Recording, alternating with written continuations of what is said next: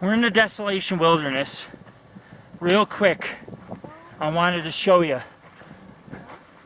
That, my friends, is Emerald Bay. And I stood right on the end of that peninsula. Water's very shallow right there. It's an amazing area.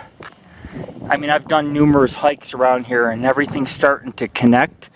So what I'll do is I'll take all these hikes that I've done, Mount Talek, Granite Chief, Desolation Wilderness, Rubicon Trail, Emerald Bay. I will take all these hikes, and when I update it on the website, I will hot link everything. So you can see everything that surrounds this little, not this little area, but the Maggie Peak area. And this is just a small portion of the Desolation Wilderness. Trust me, it gets much more intense the deeper you go in. I like the Desolation Wilderness because there's so many lakes. There's like 60 bodies, 70 bodies of water. Some are ponds, some are lakes, multiple peaks, the Crystal Range. It's a really gorgeous area. But you know, the whole thing is that you gotta hike in. And that other peak that I said earlier was Maggie Peak.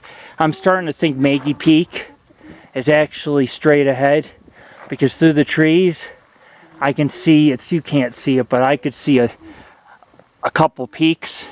So I'm thinking Maggie Peak sits deeper in instead of to the south, because there's a peak to the south here, and I thought that was Maggie Peak, but I don't think so. Lake Tahoe, you can even see a good portion of, not too good of a portion, but if you look down here, that's Cascade Lake, which volcanic activity and glacier movement pushed all the rocks, sealing it off. And so you have, even though you have Emerald Bay, you had, the lake should have been a bay too. You guys ready to go, man? Let's go. Let's keep pushing on. We're only like 15 minutes from the lake, so. Anyways, folks, we'll continue up the trail. We've done enough primitive hiking. I will say this. I found two tracks, and, or actually, I found one area in the primitive area that had two large pudgy toe impressions. Emerald Bay. That's Emerald Bay. And I also found an area where there was 4 toe impressions. Very pudgy toes. It was a very, very prominent track. It stuck out.